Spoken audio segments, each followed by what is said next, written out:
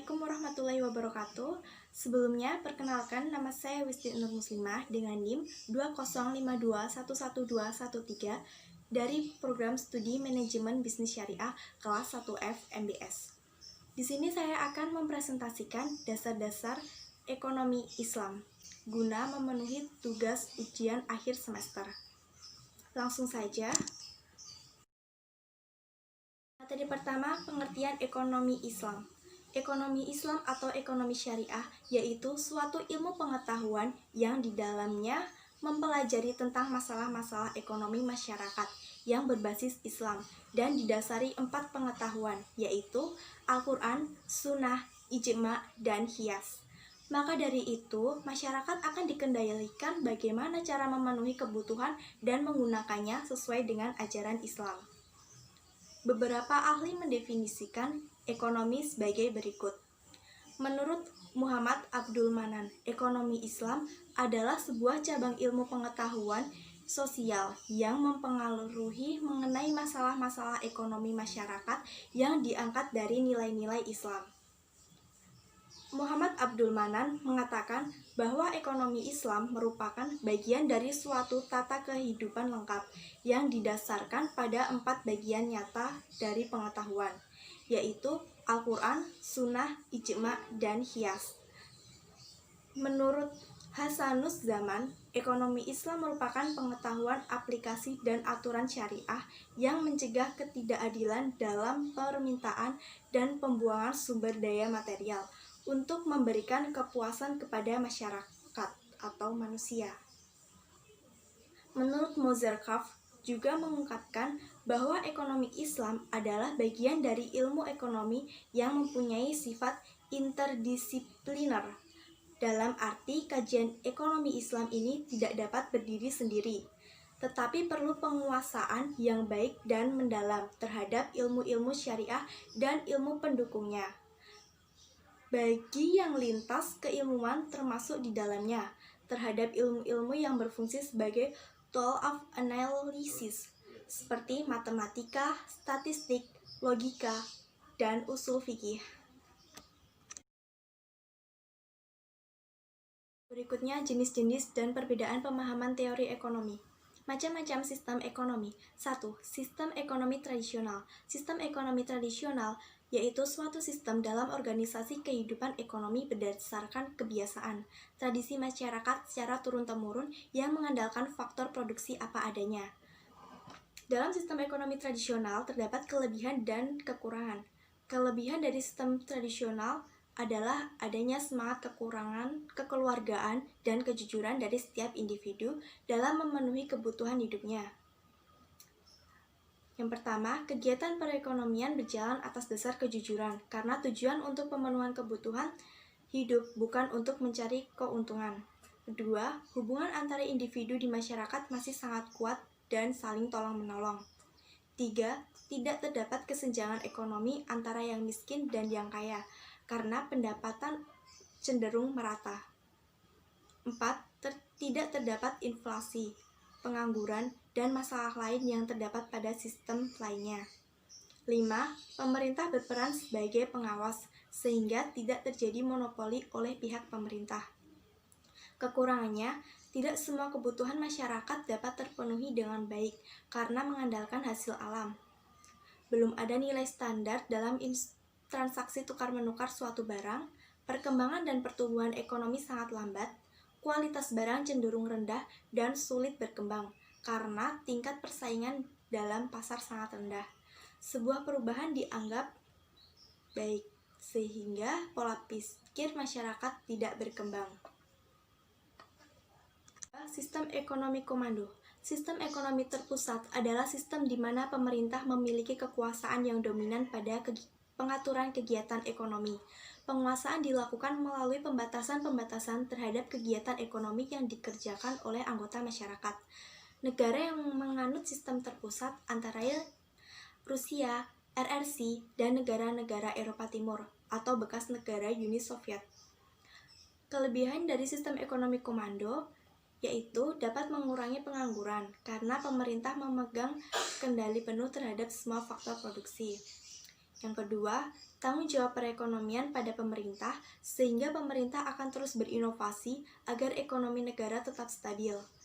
Ketiga, sistem kepada masyarakat, bahwa produk dan jasa yang dihasilkan sesuai dengan kebutuhan masyarakat. 4.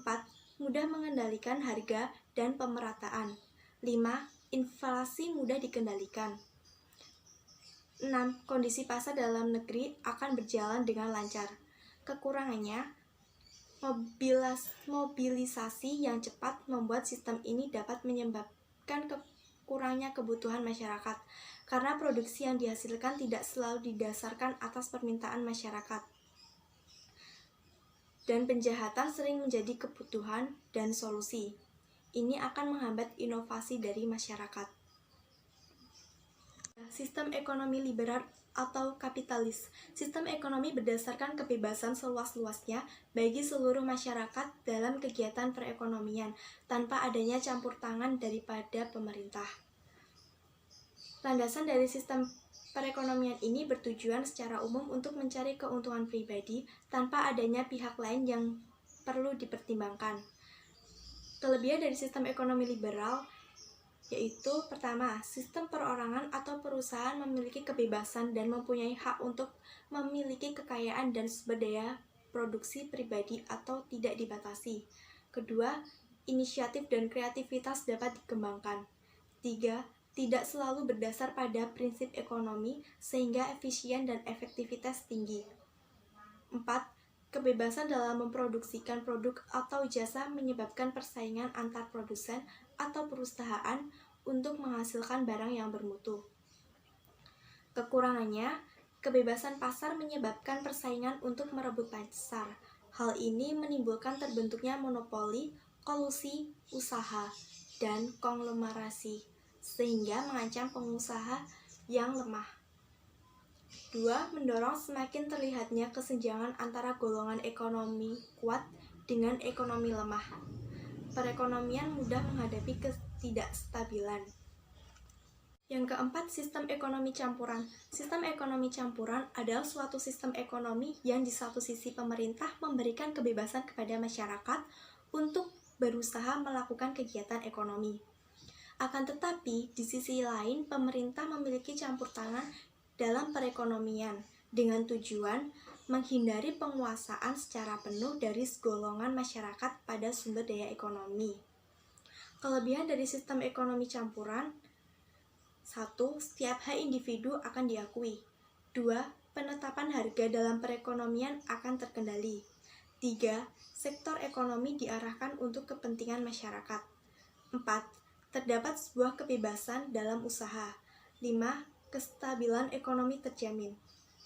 Kekurangannya: 1. Pemerintah akan lebih berat bebannya dibandingkan dengan sektor swasta. Pihak swasta kurang maksimal keuntungannya yang seharusnya didapatkan. Ketiga, tidak ada kejelasan mengenai batasan pengaruh pemerintah dalam kegiatan perekonomian. 4. Ketimpangan dalam persaingan bisnis dan tidak tepatnya pengelolaan sumber daya. Yang masuk ke materi permintaan dan penawaran. 1. Permintaan. Permintaan dalam dunia ekonomi sering disebut dengan istilah demand, yang berarti suatu keinginan konsumen untuk membeli suatu barang pada berbagai tingkat harga selama periode waktu tertentu. Atau dapat disimpulkan bahwa permintaan itu adalah banyaknya jumlah barang yang ada dalam suatu pasar tertentu dengan tingkat harga, tingkat pendapatan, serta dalam periode tertentu. Dalam ekonomi Islam, permintaan juga memiliki definisi tersendiri. Menurut Ibnu Taimiyah, pengertian permintaan adalah hasrat terhadap sesuatu atau jumlah barang yang diminta, atau roghbah fil al-syai. Secara garis besar, permintaan dalam pengertian ekonomi Islam sama dengan pengertian yang ada pada ekonomi konvensional. Hanya saja, ada prinsip-prinsip tertentu yang harus diperhatikan oleh individu Muslim dalam keinginannya pada kegiatan ekonomi. Faktor-faktor yang mempengaruhi permintaan yaitu: 1. Harga barang itu sendiri. 2. Harga barang lain yang terkait. 3. Tingkat pendapatan per kapita. 4. perkiraan harga di masa mendatang. 5. Distribusi pendapatan. Jenis-jenis permintaan. 1. Permintaan menurut daya beli. A. Permintaan efektif. Permintaan efektif merupakan permintaan yang diikuti dengan daya beli sehingga terjadi transaksi. B. Permintaan potensial. Permintaan potensial terjadi jika ada permintaan dengan daya beli namun belum ada transaksi. C. Permintaan absolut merupakan permintaan yang tidak diiringi dengan daya beli. 2. Permintaan menurut jumlah subjek pendukung. Dibagi menjadi 2, permintaan individu dan permintaan kolektif. Permintaan individu adalah permintaan yang dilakukan oleh seseorang untuk memenuhi kebutuhan hidupnya sendiri. Permintaan kolektif atau permintaan pasar adalah kumpulan dari permintaan-permintaan perorangan atau individu atau permintaan secara keseluruhan pada para konsumen di pasar. Hukum permintaan merupakan kaidah yang menjelaskan hubungan negatif antara tingkat harga dengan jumlah barang atau jasa yang diminta. Dalam konteks ekonomi, jika harga naik, maka secara otomatis jumlah barang atau jasa akan menurun. Sementara ini dibilang harga turun, maka permintaan akan meningkat.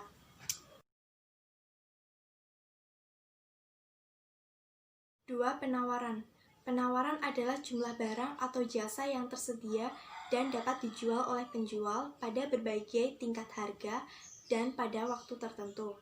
Faktor-faktor yang mempengaruhi penawaran. A. Biaya produksi. Tinggi rendahnya biaya produksi berpengaruh terhadap kemampuan produksi dan harga jual barang, sehingga berpengaruh terhadap jumlah penawaran. B. Teknologi. Semakin mutakhir teknologi yang digunakan, maka produksi semakin efisien, sehingga jumlah yang ditawarkan dapat ditingkatkan. C. Harapan atau harga masa depan. Jika produsen memperkirakan bahwa harga akan naik di masa depan, maka penawaran saat ini akan dikurangi dan barang atau jasa ditimbun untuk dijual di masa depan, dengan harapan keuntungan yang diperoleh meningkat. Jenis penawaran. A. Penawaran marginal, di mana penjual mampu memberikan harga yang sama dengan harga pasar. B. Penawaran submarginal, merupakan penawaran yang dilakukan saat mampu menjual berada di bawah harga pasar. C. Penawaran supermarginal, terjadi saat penawaran yang dilakukan penjual memiliki harga lebih tinggi dari harga pasar. D. Penawaran pasar, penawaran yang dilakukan oleh para penjual yang menawarkan barang atau jasa. E. Penawaran individu, jika dilakukan oleh perseorangan atau individu tertentu. Hukum penawaran selalu berkaitan dengan jumlah barang dengan tingkat harga. Semakin tinggi harga, maka akan banyak jumlah barang yang meningkat maupun yang akan ditawarkan. Sebaliknya, jika menurun tingkat harga, akan semakin juga sedikit jumlah barang yang akan bersedia ditawarkan. Materi berikutnya, D. Kebijakan fiskal dalam Islam, suatu kewajiban negara dan menjadi hak rakyat, sehingga kebijakan fiskal bukanlah semata-mata sebagai suatu kebutuhan untuk perbaikan ekonomi maupun untuk meningkatkan kesejahteraan rakyat, tetapi lebih kepada penciptaan mekanisme distribusi ekonomi yang adil. Tujuan kebijakan fiskal dalam Islam. 1. Untuk menciptakan stabilitas ekonomi. 2. Tingkat pertumbuhan ekonomi yang tinggi. 3. Persatuan pendapatan. 4. Islam menempatkan pada tingkat yang tinggi akan terwujudnya persamaan dan demokrasi yang tinggi. 5. Untuk memajukan dan menyebarkan ajaran Islam. Kebijakan fiskal dalam Islam sebagai berikut. 1. Jizah adalah pajak perlindungan yang diberikan kepada penduduk non-muslim pada suatu negara di bawah pengaturan Islam. 2. Ghanimah adalah harta rampasan perang yang diperoleh dari suatu wilayah yang didahului dengan peperangan. 3. Fa'i, yaitu harga rampasan perang yang diperoleh dari suatu wilayah tanpa melalui peperangan. Artinya, penduduk kabur, tidak mengadakan perlawanan atau terjadi kesepakatan damai. 4. Zakat, Zakat adalah harta tertentu yang harus dikeluarkan oleh orang yang beragama Islam dan diberikan kepada golongan yang berhak menerimanya, atau mustahik zakat. 5. Merupakan pajak yang harus dibayar oleh para pedagang muslim maupun non-muslim atau dikenal dengan bea cukai. 6. Kharaj merupakan pajak yang dibebankan kepada tanah-tanah yang ditaklukkan oleh kaum muslim yang dibiarkan tetap dimiliki sebelumnya, guna untuk memproduktivitaskan tanah tersebut atau hasil pertanian.